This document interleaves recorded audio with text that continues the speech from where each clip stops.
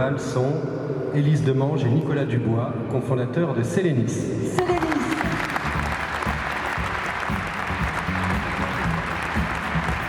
Créé Élise Demange et Nicolas Dubois en 2013. Nous sommes ici dans le domaine de la biotechnologie. Votre activité, en quelques mots, est spécialisée dans le développement et la vente de supports permettant la culture de cellules biologiques en 3 dimensions. De l'entreprise globale est remis à Arnaud Daudruy de la société Olvea.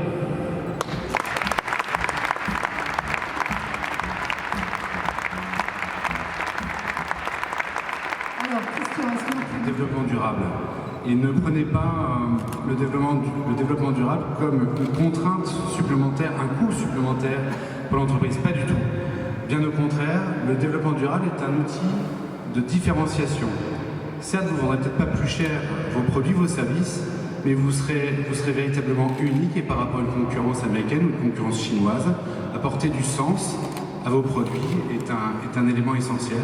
Et ça permet aussi, auprès de l'ensemble des collaborateurs, de se positionner comme étant une entreprise responsable. Et si on peut faire un petit clin d'œil à l'environnement, aussi à tous les problèmes de développement qu'il peut y avoir en Afrique, je trouve ça très simple. Alors je vais vous dire de qui il a le tout, on va le savoir maintenant. Fin du suspense. Bruno Ferdinand. La réponse à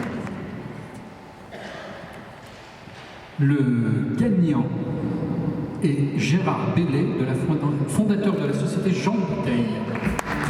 Jean Bouteille.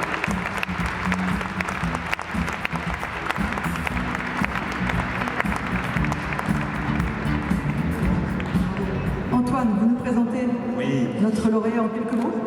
Trop de déchets et de gaspillage. C'est en réalité de ce constat qu'est née l'entreprise Jean Bouteille. Son objectif est simple, nous permettre de consommer sans générer. Moi, quand j'ai appris que Jean Bouteille gagnait, il y a deux choses qui me sont venues à l'esprit. La première, c'est que, comme beaucoup de gens dans la salle, il y a quelques années, je me souviens que ça existait déjà, et visiblement ça avait été perdu. Et comment les 350, 380 personnes qui sont là, demain vont pouvoir vous aider, vous faire progresser pour le développement de Jean Bouteille? Alors la chose la plus simple, c'est d'aller dans les peu de magasins équipés ou de parler, alors qui sont, le premier c'était Saveurs et Saison à Villeneuve d'Ascq, qui m'a beaucoup aidé d'ailleurs parce que c'était un projet qui avait une approche très différente dans la consommation et il m'a tout de suite ouvert ses portes. Maintenant il y a Day by Day ou Harmonie Nature et d'autres entre Lille, Dunkerque et Bruxelles. Et ensuite c'est de demander à vos magasins pourquoi il n'y a pas de consigne chez eux. Ça peut m'aider. Voilà, merci Gérard Bellet, merci Olivier Ramon. Le lauréat pour le prix de la stratégie disruptive est Mathieu Delez, président fondateur de la société Calinoto.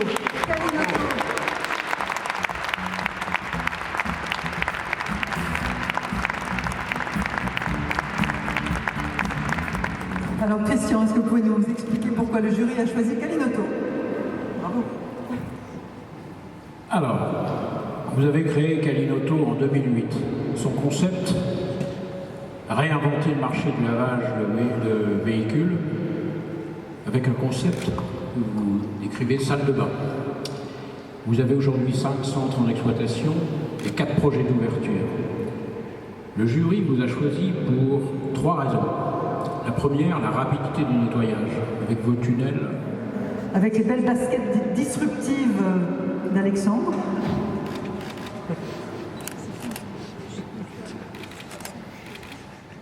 Le lauréat est Jean-Marie Saval, Isagri. Jean-Marie Saval, il est là.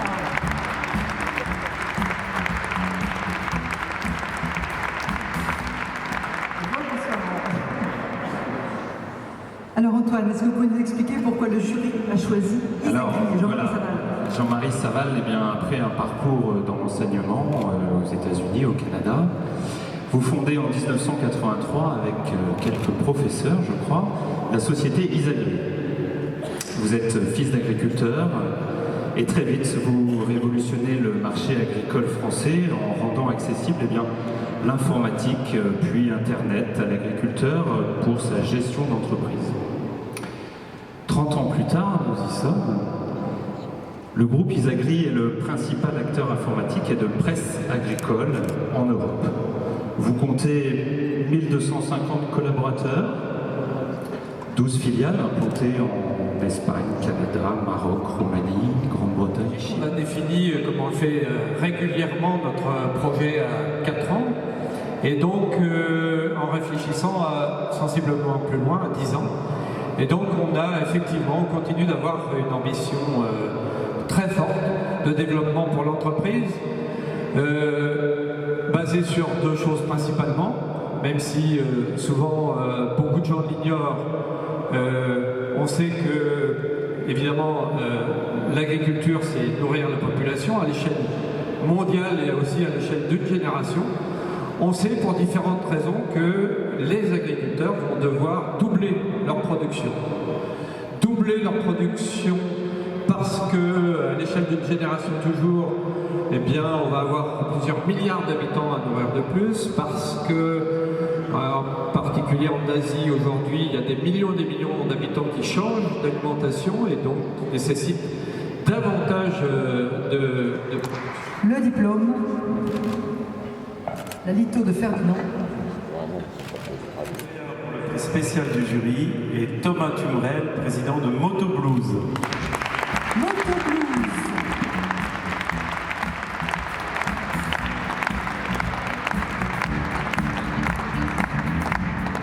Voilà.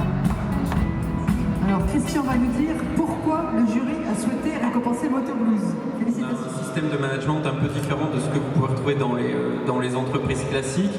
Ce sont les managers qui se mettent au service de nos collaborateurs pour qu'eux-mêmes puissent prendre les meilleures décisions pour notre entreprise. Et ce qui nous a permis de doubler le chiffre d'affaires effectivement en 2 ans. Aujourd'hui, en fait, on demande à chaque collaborateur de prendre la meilleure décision pour D3T et il y a plusieurs prérequis à ça. La première, c'est d'avoir une vision claire de l'entreprise. La deuxième, c'est d'être transparent sur tous les chiffres. Tout le monde connaît chez nous le chiffre d'affaires, la rentabilité, la trésorerie de l'entreprise. Et on a mis en place des moyens de communication assez disruptifs avec des réseaux sociaux d'entreprise sur lesquels les collaborateurs partagent l'avancée de tous leurs projets tous les jours. Par contre, ça nous a permis de mettre en avant la marque Moto Blues dans tous les journaux télévisés, à la radio. On est passé sur la télévision japonaise qui est venue filmer nos locaux. Et donc ça a été un formidable buzz pour Moto Blues et pour les équipes. Mais attendez, les gens n'ont pas voulu acheter le même casque que lui? Après qu'on a fait le buzz, c'est un bon ambassadeur pour notre marque, mais tout le monde n'a pas envie de porter le même casque de François Hollande. Je ne sais pas pourquoi. Ils ont une moins grosse tête, peut-être. Toutes nos félicitations encore une fois. Bravo. Le lauréat pour le prix de la start-up de l'année est Richard Ollier, président fondateur de la société Giroptique. Bravo. Giroptique.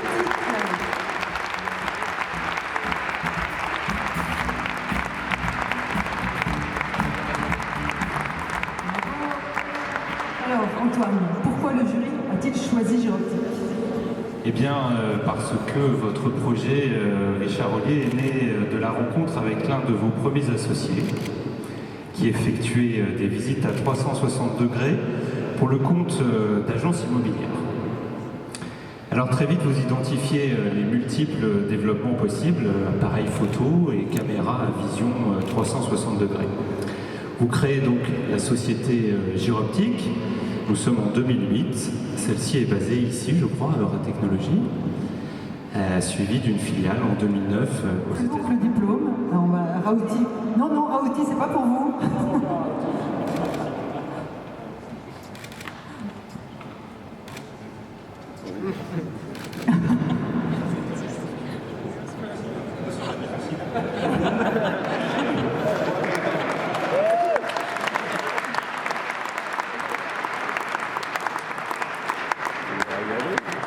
C'est un grand moment d'émotion.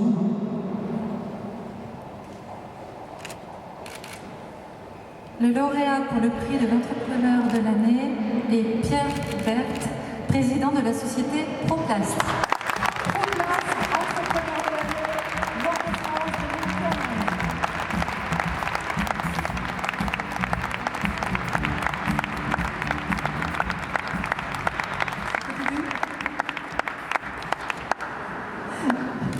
question.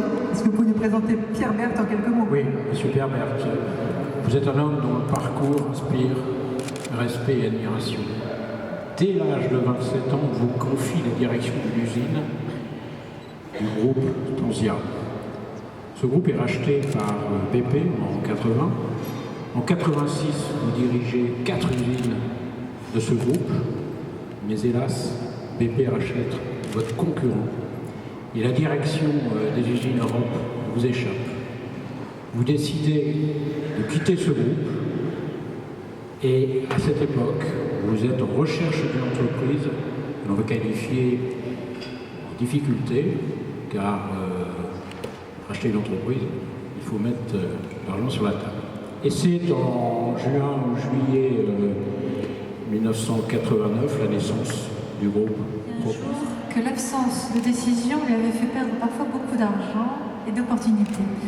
Quelle décision stratégique dans votre parcours a été, selon vous, la clé de votre réussite?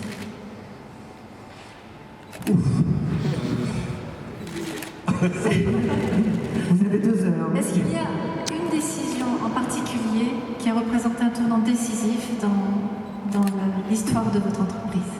Je ne crois pas qu'il n'y a qu'une décision qui fait qu'on réussit ou on ne réussit pas.